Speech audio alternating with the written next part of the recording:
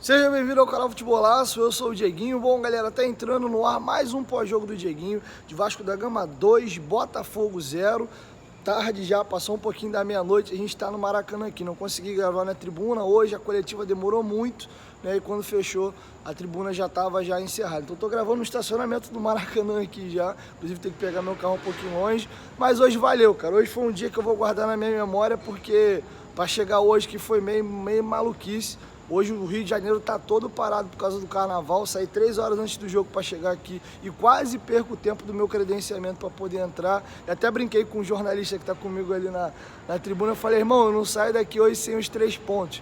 Porque hoje foi brabo, vim correndo no meio da rua igual um maluco. Faltava 2 minutos para fechar o credenciamento, eu consegui entrar. Um calor do caramba, suando pra burro. Até meu caderno hoje eu esqueci em casa, cara. Hoje foi meio engraçado. Peguei uma folhinha com um amigo aqui, uma caneta com outro ali, e fui fazendo as minhas anotações. Então o jogo hoje vai ter um enredo que eu vou guardar na minha memória. 2 expulsões no primeiro tempo, ambulância entrando, pênalti marcado, anulado, agressão. Então hoje foi literalmente um carnaval, né? Podemos dizer que o bloco de Unidos de Vasco e Botafogo desfilaram no Maracanã, cheio de emoções aí. Falando da partida, gostaria até de pontuar algumas coisas ainda do clássico contra o Fluminense. O Vasco tem mostrado algo que talvez fugiu da curva o jogo do Volta Redonda. O Vasco vem jogando muito bem. Vencemos o Resende com tranquilidade, mas é um time frágil, é um dos últimos colocados do campeonato, ok. Contra a Portuguesa foi um jogo um pouco mais duro, mas desde o jogo do Resende você vê uma evolução. Contra o Nova Iguaçu, o Vasco fez uma boa partida, perdeu algumas oportunidades, os gols foram sair mais por final da partida, mas o Vasco venceu por 2-0. Contra o Fluminense, o Vasco fez uma grande partida, achei até algo meio raro. Eu assisti bastante todas as crônicas esportivas e praticamente unanimidade, todo mundo falando a mesma coisa. O Vasco foi bem superior ao Fluminense, principalmente na primeira etapa. O nome do jogo foi o Fábio. No segundo tempo o Fluminense melhorou um pouco, mas ainda assim o Vasco foi melhor ao longo da partida. Mas o Fluminense naquele dia tinha um jogador chamado Germancano, que a gente sabe o poder que ele tem de decisão, e fez um gol antológico aqui no Maracanã. Reitero, foi o gol mais bonito que eu vi na minha vida dentro de um estádio. E aí volto para o jogo de cá. Por que eu fiz questão de passar no jogo do Fluminense? Porque o Vasco tem mostrado uma evolução. Mais uma vez o Vasco fez um grande jogo. E falando da primeira etapa, eu tava me coçando, eu falei, cara, não é possível. Esse jogo tá a cara do jogo contra a equipe do Fluminense. O Vasco cria as oportunidades, o melhor jogador do time adversário é o goleiro e a bola não entra. O Pedro Raul me perde um gol debaixo do gol. Falei, tá a cara da merda esse jogo.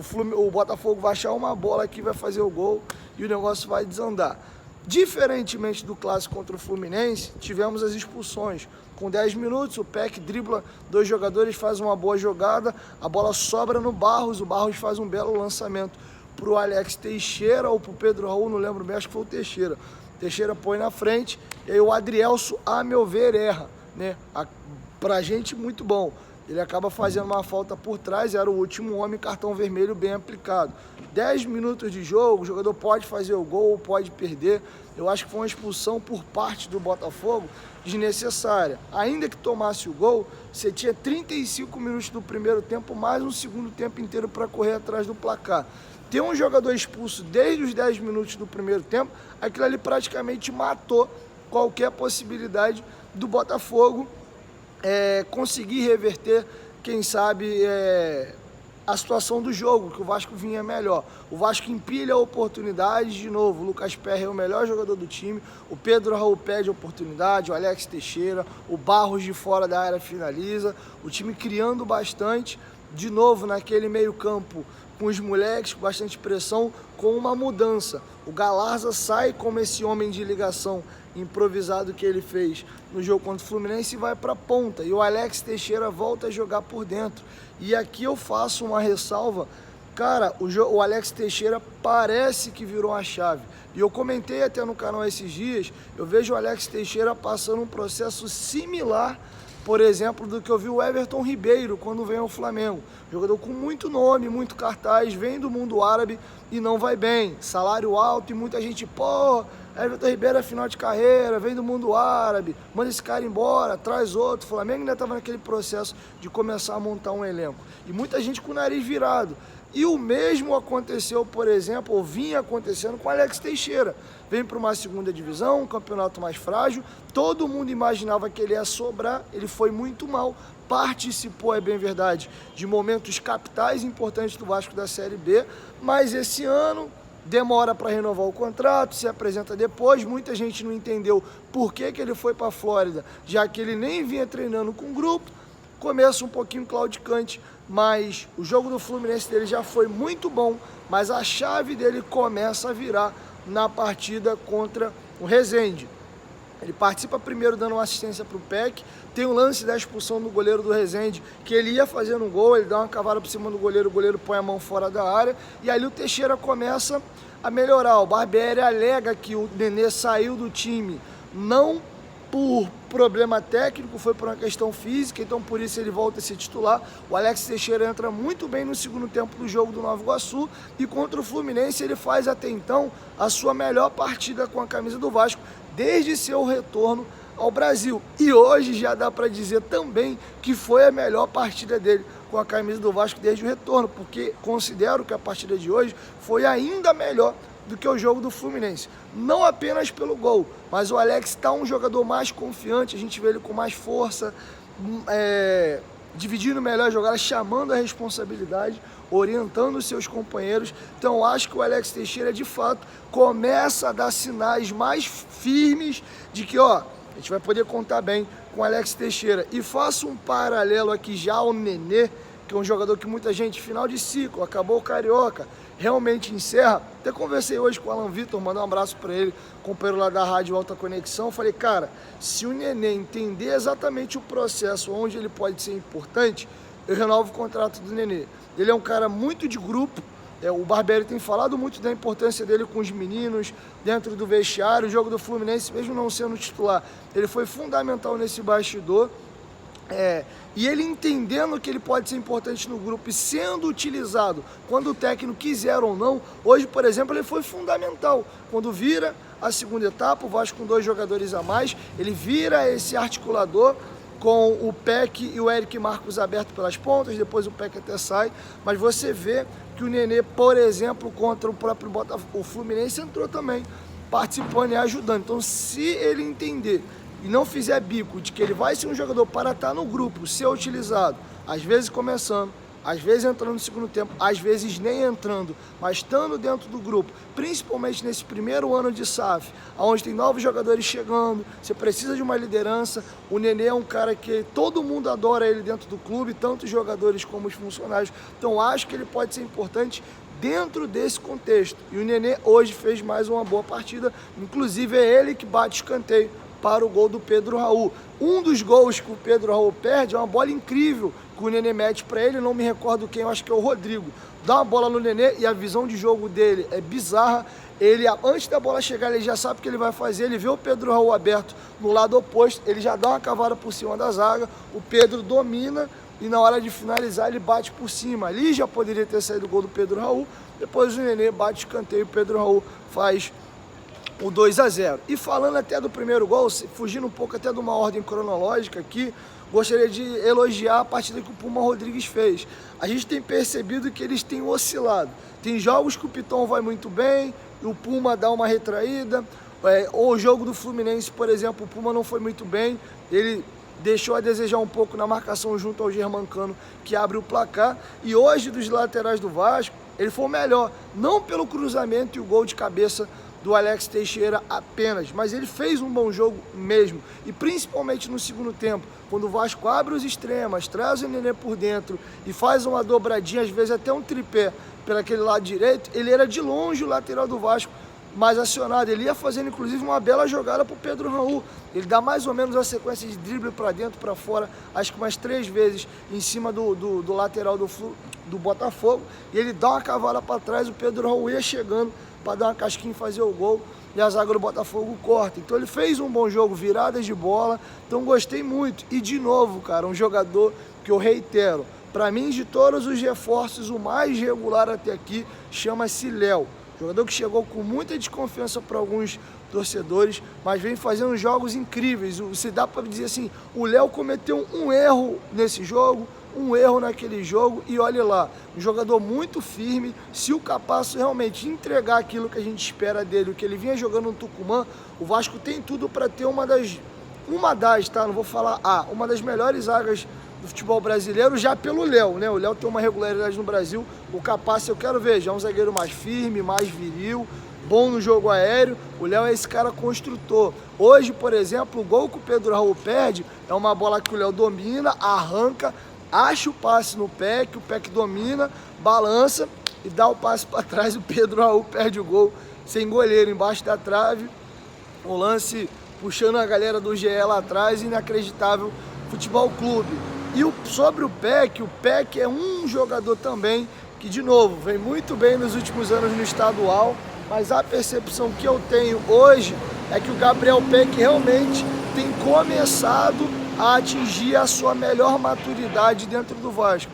O Peck hoje não é um jogador que qualquer faltinha ele cai, ele toma decisões melhores, está sempre muito ligado no jogo, e ele de novo participa do primeiro gol do Vasco, participa do primeiro lance capital, que é os 2 dribles que ele dá para o Barros fazer o lançamento, e o Alex Teixeira em progressão ali força a expulsão do Adrielso, e ele ia dando assistência também para o gol do Alex Teixeira, do Pedro Raul, perdão. Então o Peck tem se mostrado um jogador que mudou. E não poderia deixar de citar jogadores da base, 3, e eu já caminho para uma reta final.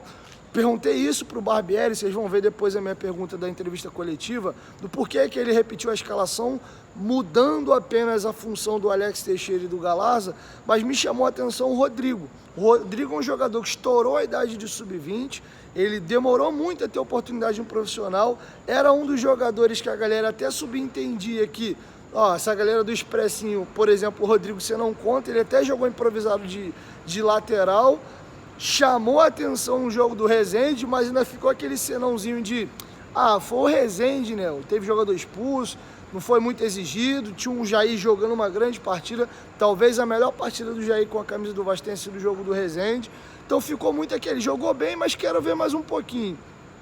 E ele acabou tomando o 3º cartão amarelo e ficou fora. E volta contra o Fluminense, na minha opinião, o melhor jogador do Vasco em campo, porém, participa do lance capital do gol antológico do Germancano, e muita gente ficou chateada com o Rodrigo. E eu perguntei isso pro Barbieri, eu falei, Barbieri, você teve uma conversa individual com o Rodrigo? Porque o Rodrigo é muito jovem, teve poucas oportunidades, falhou num jogo crucial que foi um clássico, tá na história do Maracanã pelo gol do Cano, é um passe errado dele, mas o Rodrigo parece que nem aconteceu o erro, parece que ele nem sentiu, porque de novo o Rodrigo fez uma grande partida hoje. Então, acho que o Vasco precisa sim ir ao mercado para contratar um primeiro volante, mas a gente sabe que tem um primeiro volante já no elenco que você pode contar. Então, o ideal é trazer um jogador ainda melhor que o Rodrigo, mais experiente, para ter ele como uma excelente opção de banco de reservas. E se esse cara não render, ele vai perder a oportunidade. E já dá para dizer que o Rodrigo é uma realidade, porque ele fez 2 grandes jogos em clássicos, um com o Botafogo e um com o Fluminense. Não foi 2 jogos de estaduais contra equipes pequenas. Então acho que dá para a gente começar a contar sim um pouco mais com o Rodrigo. E um jogador talvez que seria uma grande incógnita para todos, e esse sim tem uma história de vida até bacana, ele vem de uma tribo indígena, o Barros. Um jogador que o próprio Barbieri comentou aqui que só jogou contra o Fluminense pelo problema... Tem gente aí... que só jogou pelo problema do Jair, né, ter tido uma lesão e não poder ter atuado contra a equipe do Fluminense, e o Barros foi muito bem naquele jogo, muito bem mesmo, e hoje aproveitou de novo, é dele o lançamento, por exemplo, para o lance da expulsão do Adrielso, teve algumas finalizações dele de fora da área, obrigando o Lucas Perry a fazer boas defesas. Então acho que o Vasco começa a poder contar com alguns pratas da casa, estreantes, digamos assim. E o Eric Marcos é um jogador que estreia contra o River Plate fazendo um jogo ruim, na minha opinião. As outras partidas dele também, logo na sequência, não foram muito boas. Parecia que era um jogador que não estava pronto ainda, mas o Eric Marcos cresceu muito também do jogo do Resende em diante. Tem entrado regularmente nos jogos e, mais uma vez, fez uma boa partida. Finalizo dizendo que é um início de campeonato. O Vasco entra no G4, faltam 3 jogos, um clássico contra o Flamengo, um confronto direto contra o Bangu e um jogo do Boa Vista, que hoje é um dos últimos, talvez jogue com a gente, sendo o jogo da vida, sabendo se sobe ou se mantém na Série A ou não. Então, em tese, jogos que podem ser difíceis. Se o Vasco vai terminar dentro do G4, acredito que sim, mas não dá para cravar isso hoje. Mas é nítido que o Barbieri vem fazendo um bom trabalho. Uma palavrinha que o torcedor detesta é paciência. Mas eu acho que a gente vai sim ter que ter paciência. Não é porque o Vasco começou bem a temporada que ele não vai ter percalços e não vai ter momentos ruins. Mas uma coisa dá pra gente ver, o Vasco já tem um padrão de jogo com o Barbieri. O Vasco tá jogando todo desfalcado, sem Figueiredo, o Marlon que ainda nem jogou nesse time, Jair, Orelhano, tem zagueiro pra estrear que é o Capaz. Tem tido muitas mudanças, trocas no gol, inclusive, na zaga. O Robson jogou, o Miranda jogou por ali, mas o Vasco tem tido um padrão. Então, acho que até aqui dá para dizer que esse início de trabalho do Maurício Barbieri é muito positivo. E hoje foi um dia importante também, que o Vasco quebrou um tabu. Eram 9 derrotas consecutivas em clássicos e hoje o Vasco jogou isso por terra. E se não fosse a atuação bizarra do Fábio no domingo, a gente poderia estar comemorando a 2ª vitória consecutiva em clássico. Então é isso. Então essa é a minha análise hoje de, graças a Deus, Vasco da Gama 2, Botafogo 0, e espero ver os Gigantes da Colina aí nas semifinais. Mas agora o foco é no trem do Amapá pela Copa do Brasil na quinta-feira. Salvo engano, o jogo é até em Brasília. É isso, galera. 1, 2, 3, futebolaço. Tamo junto, família. E amanhã, próximo da hora do almoço, eu chego com a nossa primeira edição. Valeu, fui!